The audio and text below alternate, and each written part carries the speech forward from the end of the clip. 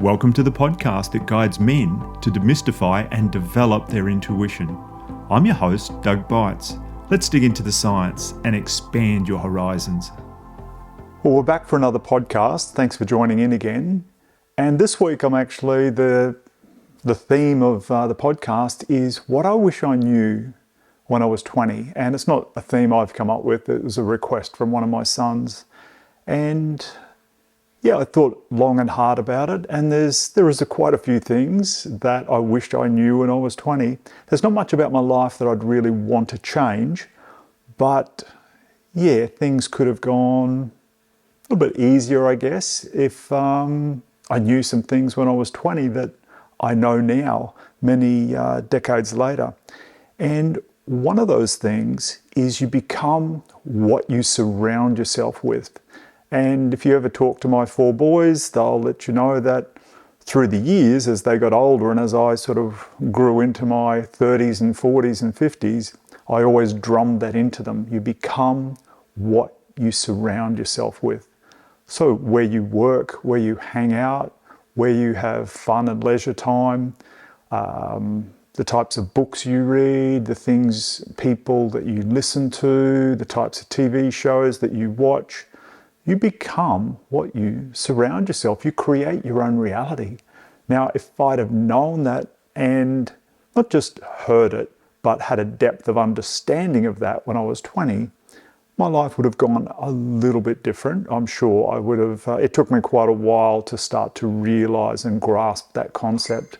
So yeah, I very much always drummed that into my boys about selecting, and really, I guess it was when they became teenagers at school, who they hung around with, their friends and things like that, that they would become like that, you know. So yeah, that is one that I really wished I'd known when I was 20.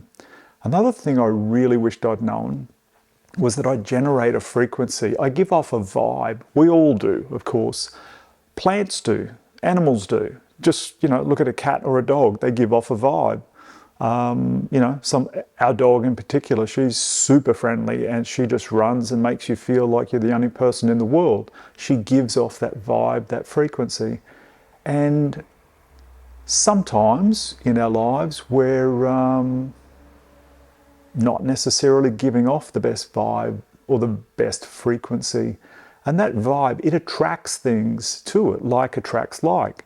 And yeah, I wished I'd have understood that a little bit more when I was 20. I always remember there were people I wanted to meet or hang around or be around, people that were way out of my league. And I would sort of hang around out on the fringes and just hope that they would see me or talk to me or something like that. And I look back now and I think, wow, you know, why was I doing that?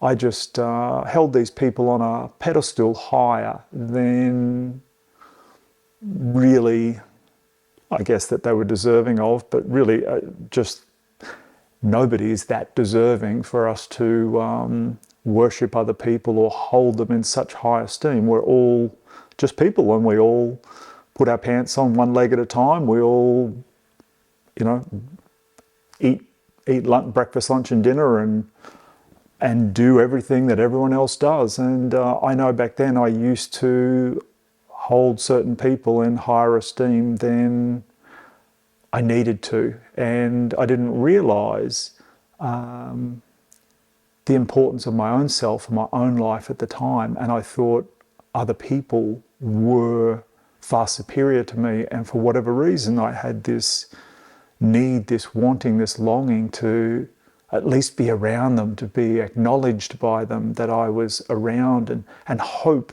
I know that this was part of it. I hoped that they would impart words of wisdom to me to help change my life for the better, etc. It never happened. No one ever came along. There was no guru anywhere who sort of said, Doug, you know, I see this happening for your life, or do this, do that. And I guess that's what I was hoping would happen one day, is one of these people who in my mind were far more superior than I, far more knowledgeable in the ways of the world.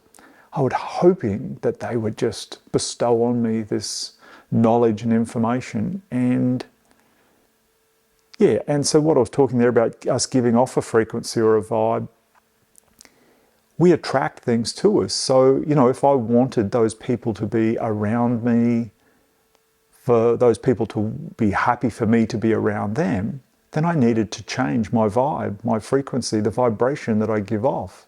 And you take a plant and you put a flame near it, that plant will retract away from that flame. The frequency, the vibration is radically different.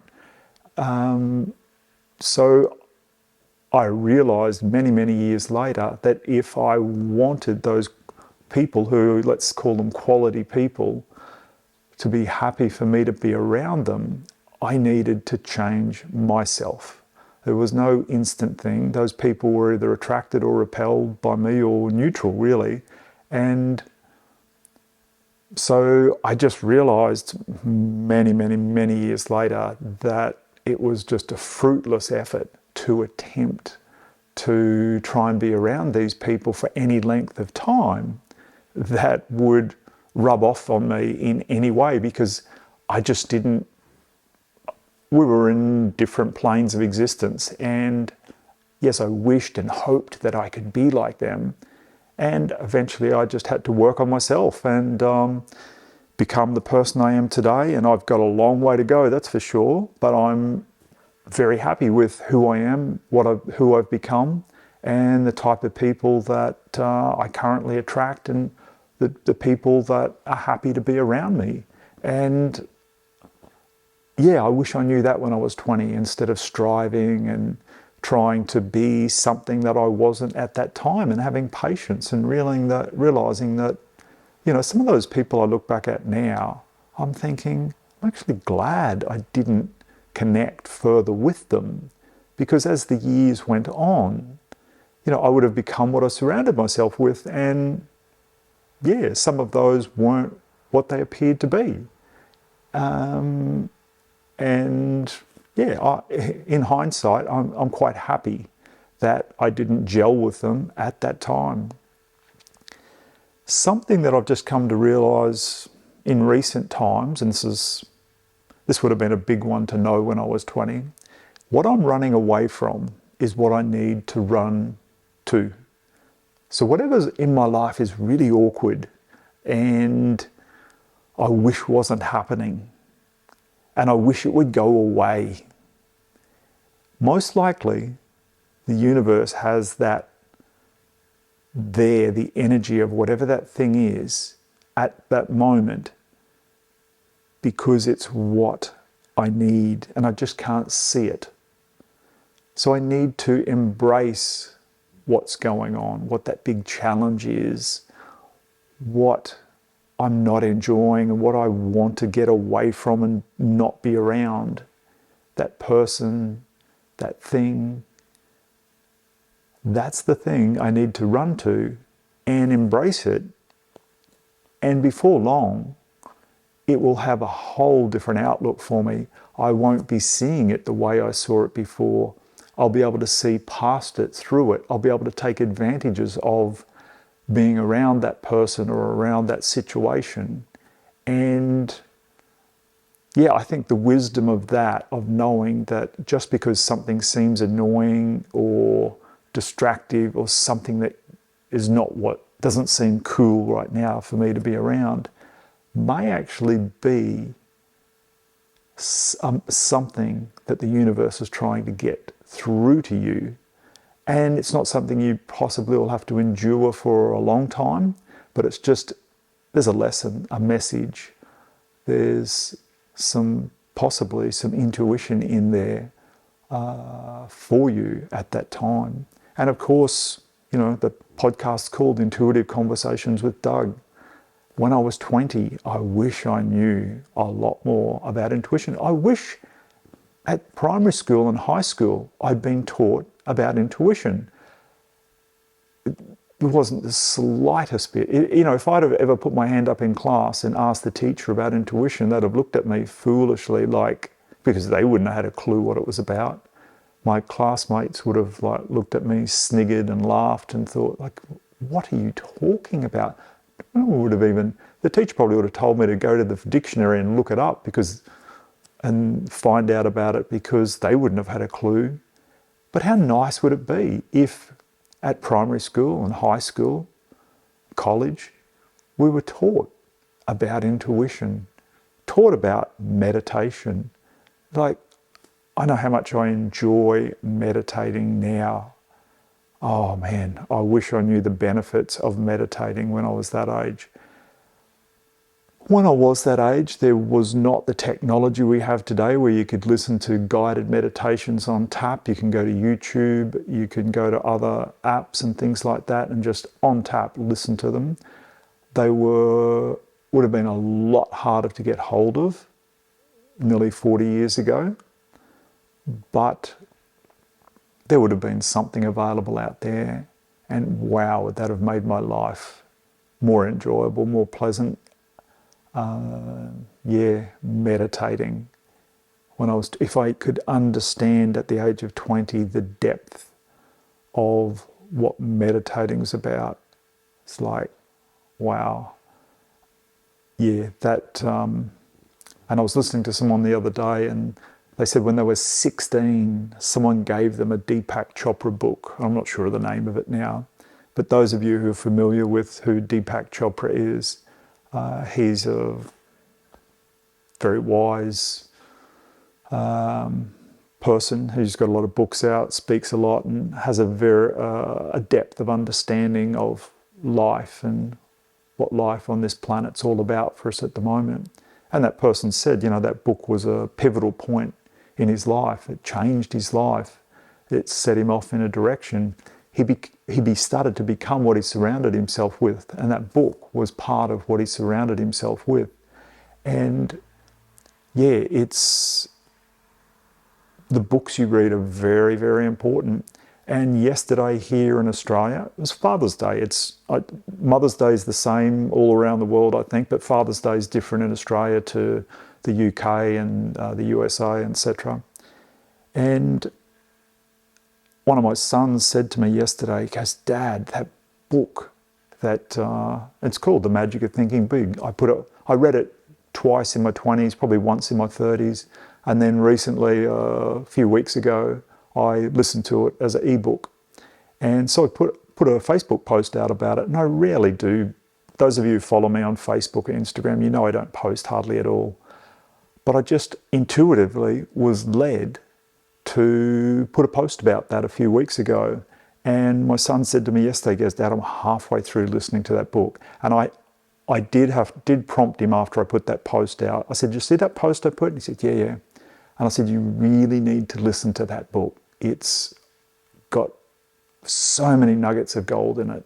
And I said, I hadn't read it for 20 years. And when I listened to it the other day, I said to him, there's so many things in my life now that I do that stemmed from me reading that book, and things that I'm happy that I do. So yeah, intuitively, I felt I needed to share that. So, because I was taught a really long time ago, the person you'll be in 5 years is a direct result of the books you read and the people that you hang around over the next 5 years. So we can control to a degree who we're around. Sometimes at our workplace, etc., it can be a little challenging, but you can always control what's going into your ears, into your eyes, into your mind by the books you listen to or read, the podcasts you listen to, the videos you watch, the TV shows you watch. Just think about it. I used to, many years ago, I would sometimes think, this television show I'm watching right now, if it wasn't on the TV and if these people were live in my lounge room, would I be happy with people doing and saying what they're doing in my lounge room? Not just on the TV screen, behind that invisible little glass screen. No, let's bring them out live in my lounge room. Would I be happy with people saying and doing what they're saying and doing on the television? And I'm going to be watching it, whether they're in my lounge room or they're on the TV screen. And if you think about that, there's potentially some television shows, some videos you would choose not to watch if it was live in your lounge room. Think about that. So yeah, you become what you surround yourself with. We create our own reality. So feed yourself things that are, I know I do. I'm always trying to nutritiously feed my physical body, but also our minds need to be fed. And they're going to be fed one way or another. There's forces out there that are trying to feed your mind what they want you to say, know, think. They have emotions they want you to experience. And some of those, a lot of them, are fear.